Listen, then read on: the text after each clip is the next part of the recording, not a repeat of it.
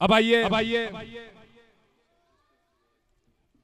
तौहीद इल्तिजा साहब आप आ जाएं, आप ना जाएं भाई, अभी ना जाओ छोड़ के, अभी दिल भरा नहीं है। तो आप सभी दिल भरा नहीं है, हम आपसे ये चाहते हैं इको कम माइक आप बेटा साहब चले गए लगता है।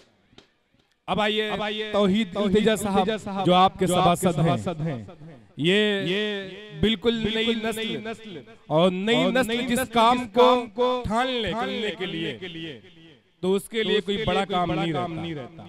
लेकिन जब ख़वातीन और हज़रात की दुआएं शामिल हो जाए उस शख्स के लिए, तो शख्स के लिए काम बहुत आसान हो जाया करता है। तो नई नस्ल के नुमाइंदा तौहीद इल्तिजा साहब को मैं चाहता हूँ कि तालीम के हवाले से, एजुकेशन के हवाले से आज के प्रोग्राम पर रोशनी डालें। एक अच्छी सी तालियां बजा के इनका इस्तकबाल करें, इनका शुक्रिया अदा करें और उनको हौसला बढ़ाएं। ये अच्छी सी स्पीच हमारे दरमियान हमारे बच्चों को।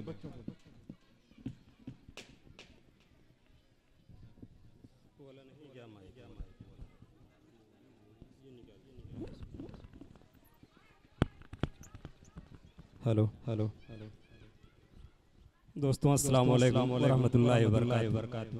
इस प्रोग्राम को ऑर्गेनाइज करने वाली रौनक आज़मी मैडम साहिबा और डॉक्टर राजन साहब, उनका भी शुक्रगुजार। उन्होंने एक बेहतरीन प्रोग्राम को यहाँ ऑर्गेनाइज किया और देखने में ख्वातीन का भी बेहतरीन इंतजाम किया इन लोगों ने। और मेरी इज्जतदार और माँ बहनें भी यहाँ शरीक हैं और मेरे नौजवान भाइयों भी शरीक हैं। मैं आप लोगों से सिर्फ एक ही दरख्वास्त करता हूँ, तालीम एक ऐसा पैमाना है जो कौम इस पर फोकस करती है वो इस दुनिया में सुरखरू होती।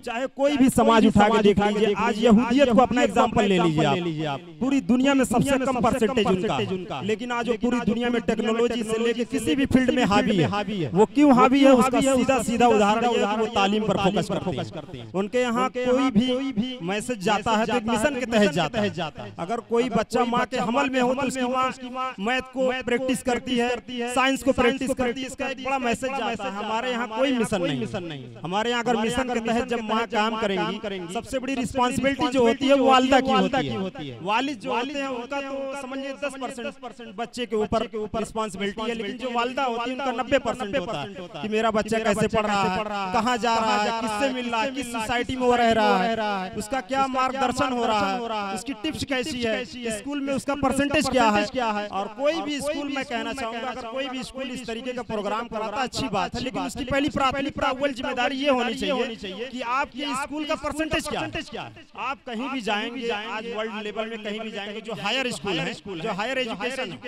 तो उनके यहाँ सबसे बड़ी रिस्पांसिबिलिटी होती है कि हमारा परसेंटेज हाई है, हमारे बच्चों ने नीट में इतनी क्वालिफाई की, फला में इतनी क्वालिफाई की है। ये सारी परसेंटेज की रिस्पांसिबिलिटी वो गिनाते कि हमारी जिम्मेदारियों के तहत ये काम हमारे यहाँ होता है। तब वो स्कूल का नाम होता है, वो स्कूल अपना एक मुकाम हासिल करता है। तो पहले कोई भी स्कूल तो उसका पहली अव्वल जिम्मेदारी ये है कि अपने बच्चों को परसेंटेज दे कि क्या उसके बच्चे परसेंटेज दे रहे हैं, जिस स्कूल के लिए जो काम करने आ रहे हैं उसका जिम्मेदारी बखूबी निभा रहे हैं या नहीं निभा रहे हैं। हमारे मैं बार बार ये बात कहता हूँ, हर वालिदा से कहता हूँ, मेरी इज्जतदार माँ बहनें यहाँ बैठी हैं, मैं उनसे यही कहना चाहता हूँ कि आपका बच्चा अगर पढ़ के स्कूल से जाता है तो वो वही तालीम खत्म नहीं हो जाती, वहीं से उनकी तालीम स्टार्ट होती है। तालीम का मतलब ये होता है कि घर की तरबियत सबसे जिम्मेदारी जो होती है, घर की तरबियत। बच्चा गया, उसकी कॉपी चेक करिए, होमवर्क हुआ या नहीं हुआ। उसकी वालिदा जो है किचन से फारिग हुई तो उनको 1 घंटा कम से कम वक्त दें। और वालिद भी जो है बैठे हैं, मैं तो